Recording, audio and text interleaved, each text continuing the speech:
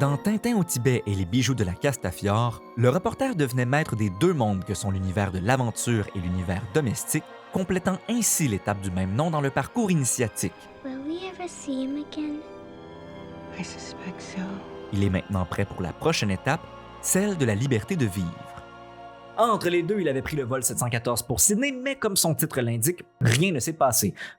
Si Tintin avait raté le vol 714 pour Sydney et rencontré des extraterrestres, alors l'album ne s'appellerait pas Vol 714 pour Sydney, mais Comment Tintin a raté le vol 714 pour Sydney et rencontré des extraterrestres. Mais l'album s'appelle Vol 714 pour Sydney. Donc, à moins que j'ai oublié quelque chose, Tintin n'a pas avancé dans son parcours initiatique. Les partisans du parcours initiatique nous décrivent l'étape libre devant la vie comme étant celle où le héros doit maintenant accepter les banalités de son univers ordinaire, So Monica dumped me. She did? Yeah, after I told her about the divorce. tout en étant capable de se mouvoir entre les deux mondes à sa guise. We're never not going to know each other, Sammy. How do you know that? You and Mom don't anymore. Yes, we do. We always will. Par conséquent, le héros est libre de vivre sa vie comme il l'entend. If you hate school so much, don't go. Pour Joseph Campbell, c'est aussi une étape au cours de laquelle le héros cesse de craindre l'apparente immobilité du temps. Mais c'est ce bon vieux Milou. Bonjour, capitaine. Cette petite promenade en moto m'a fait le plus grand bien. Vous devriez en faire autant. Vous ne changerez jamais, Moussaillon. Or, Hergé publie Tintin et les Picaros 8 ans après le vol 714 qui a conduit son héros à Sydney sans aucun tracas. Ici, comme dans Les Simpsons, Tintin et ses amis ne vieillissent pas, le dessinateur ne peut plus cacher que le monde, lui, change. Non pas que ça ait déjà été son intention de le cacher. Toujours inquiet à propos de ce voyage, Tintin? Oui, cela ne me plaît pas, capitaine. Il y a quelque chose qui ne tourne pas rond. Par conséquent, Tintin arbore maintenant un signe de paix hippie sur son casque de moto très branché, il fait du yoga et porte des jeans. Scandale chez les tintinologues qui refusent que le reporter abandonne ses pantalons de golf. Well, hello, Mr. Fancy Pants. Pourtant, si ceux-ci ont raison de ne pas traiter ce changement à la légère, il faut bien accepter que Tintin change, car nous sommes maintenant en 1976. Même James Bond a changé.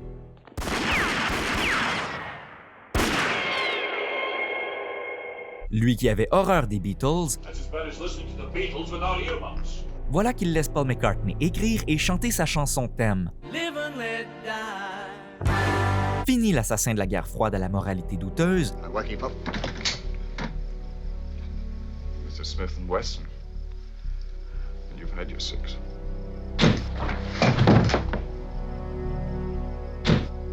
James Bond est désormais le héros humoristique d'une franchise qui n'hésite pas à se parodier elle-même et à s'adapter à son époque. 007 doit se retrouver dans un blaxploitation parce que c'est la mode, il doit se retrouver dans un film de kung-fu parce que c'est la mode, il doit se battre contre des requins parce que c'est la mode, et il doit aller dans l'espace parce que c'est la mode. Il doit devenir plus humain, cesser de fumer, mieux traiter les femmes, et ainsi de suite. Well, first time for everything. Yes. What makes you think this is my first time? Oh, Mr. Bond. De film en film et d'acteur en acteur, l'espion britannique doit continuellement être actualisé, car c'est justement ce qui lui permet de perdurer. Because I think you're a sexist, misogynist dinosaur, a relic of the Cold War. Dans son chapitre sur la liberté de vivre, Campbell trace un parallèle entre cette étape du parcours initiatique et la réincarnation hindoue. De même qu'un homme jette des vêtements usés pour en revêtir des neufs, de même le soi incarné jette les corps usés et entre en de nouveaux corps. Immuable, le soi est à jamais le même.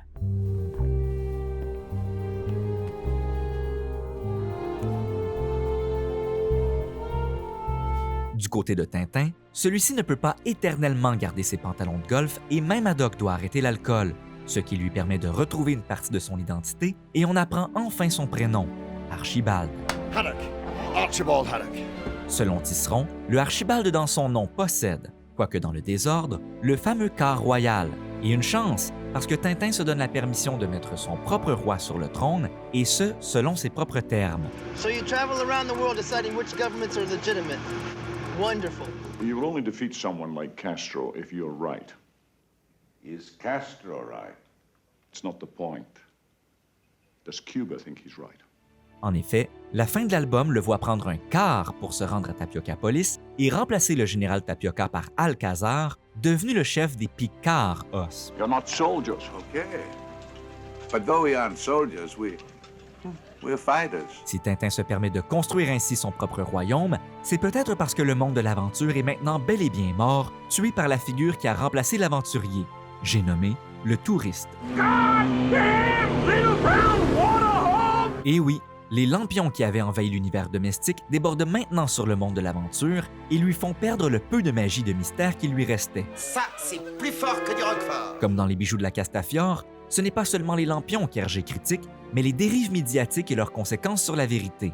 Autrement dit, dans cet album encore une fois mal aimé, Hergé est en train de nous parler de fake news. Des documents établissant l'existence d'un complot ont été découverts dans les bagages de Madame Castafiore. Non, mais c'est terrible. Or, si Tintin et les Picaros est aussi peu apprécié, c'est dû à plusieurs choses, comme son intrigue qui n'est pas à la hauteur des anciens albums et qui n'ajoute rien aux aventures de Tintin.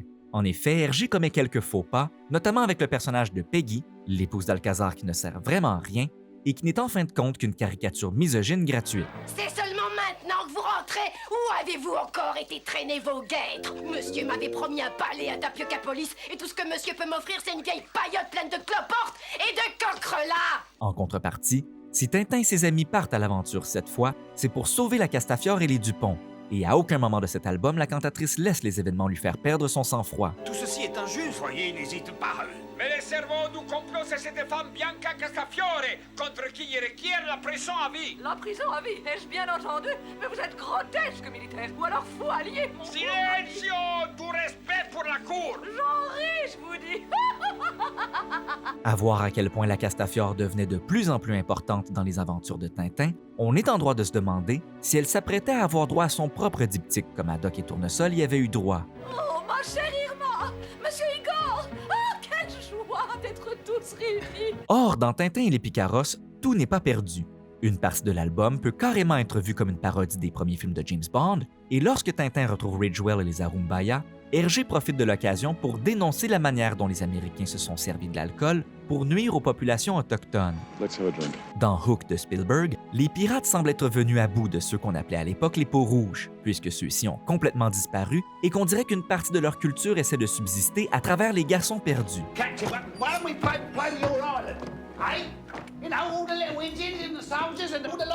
Si on associe les garçons perdus aux Picaros d'Alcazar, il devient alors assez évident que Tintin peut de nouveau être comparé à Peter Pan, mais pas à celui du conte. Cette fois, il est vraiment devenu le Peter Banning de Spielberg. Peter, don't you know who you are? Comme Banning, Tintin vit maintenant dans l'univers domestique et familial. D'ailleurs, au début de l'album, il refuse carrément de partir avec ses amis pour le San Theodoros. Il a grandi et ne peut plus le nier. Peter, you've become a pirate. La seule façon pour lui de renouer avec l'enfant qu'il a besoin d'être pour réussir son aventure, c'est d'accepter que les temps ont changé, tout comme Banning redevient Pan dans un lieu qui prouve que malgré la réputation du pays imaginaire, le temps passe. Wendy used to sit in that chair. Yes. But it wasn't there. It was here.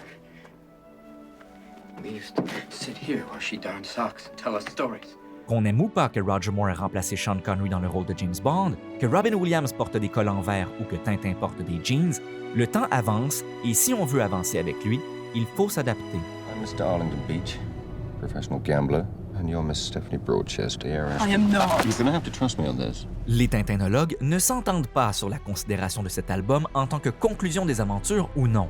En effet, pour certains, la présence de costumes faisant référence à plusieurs personnages de Tintin au cours du carnaval, de même que la présence de personnages provenant d'autres œuvres, prouve qu'il s'agit d'une conclusion, même si Hergé planifiait écrire d'autres albums. Et peut-être que c'est justement parce qu'on la considère comme la dernière aventure de Tintin qu'on a autant de mal à accepter ses défauts. Or, cet album constitue-t-il effectivement la dernière aventure du reporter?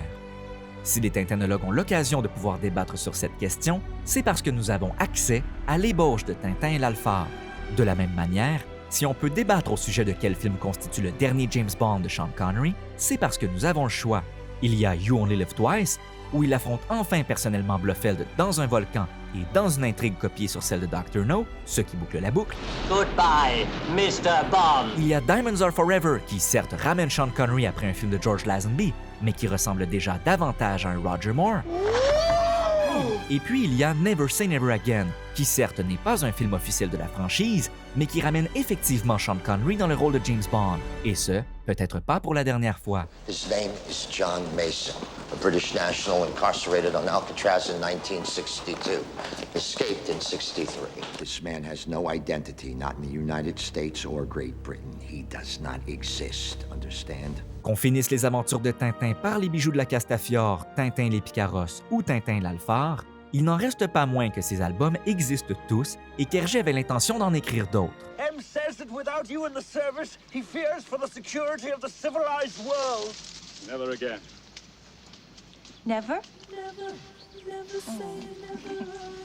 Avec Tintin et les Picaros, Hergé essayait de trouver une manière de poursuivre les aventures de Tintin dans un monde envahi par les touristes, tout comme Indiana Jones and the Dial of Destiny essaie encore d'envoyer Indiana Jones dans des temples qui sont maintenant devenus des attractions touristiques protégées par l'UNESCO. Je croyais que nous allions voir la pyramide. Un changement dans notre itinéraire, Seigneur. On peut se questionner sur la réussite ou non de ces tentatives, mais ce qui est tragique avec Hergé, c'est qu'on ne saura jamais s'il allait finir par réussir à raconter cette histoire tout en la gardant excitante. How's your thirst for adventure, Captain? Unquenchable, Tintin.